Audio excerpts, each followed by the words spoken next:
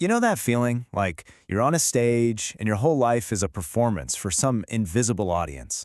Well, today we're going to unpack a really powerful idea, a habit that the most authentic people seem to have mastered.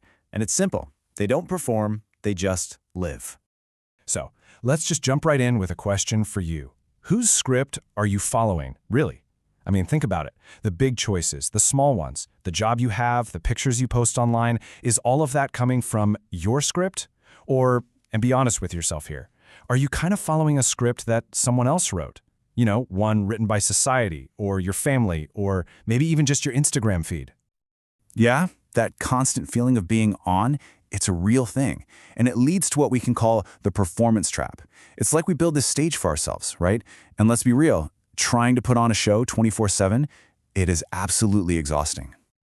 So, what is this performative living thing anyway?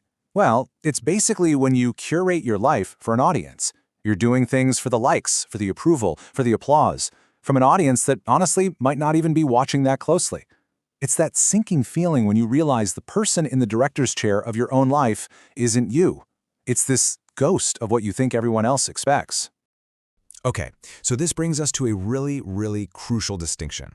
It's one of those ideas that can kind of change how you see everything. In the grand story of your life, are you the performer or are you the protagonist? Let's break down exactly what we mean by that. So first up, you've got the performer. For the performer, pretty much every move is calculated. The big question always running in the back of their mind is, how is this going to look to other people? All their energy, all their focus goes into managing that image. But then you have the protagonist. See, the protagonist isn't really worried about an audience. They're focused on the story itself. They know they're the main character, and they're the ones driving the plot forward, based on what they actually value and what they genuinely want. Okay, look at this. This really lays it all out, clear as day. On one side, you have the performer. Their motivation? It's all external validation. Their focus is on how people see them, and their self-worth comes from applause. But then you look at the protagonist. Their motivation comes from their own internal values. They're focused on personal growth, and their sense of worth, it comes from being authentic. The difference is huge, right? One life is basically outsourced to others, and the other one is truly owned. So why does all this even matter? I mean, what's the big deal? Well, it's because when you finally decide to step off that stage, you get something back that's just priceless. And that is the incredible freedom that comes with authenticity. And here's what that freedom actually looks like in real life.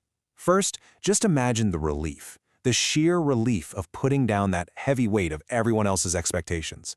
That's way less anxiety right there. Then, your relationships get so much deeper because they're built with the real you, not some character you're playing.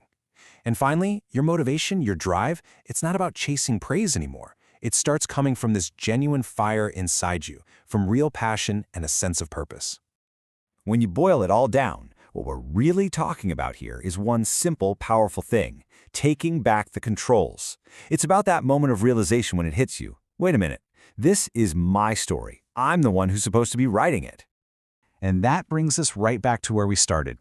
That one simple phrase just says it all, doesn't it?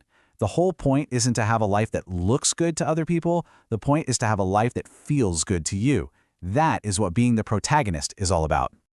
So I'm going to leave you with one last question to carry with you as you go about your day, your week. Just ask yourself this every now and then. Who's holding the pen to your story? Really, is it you?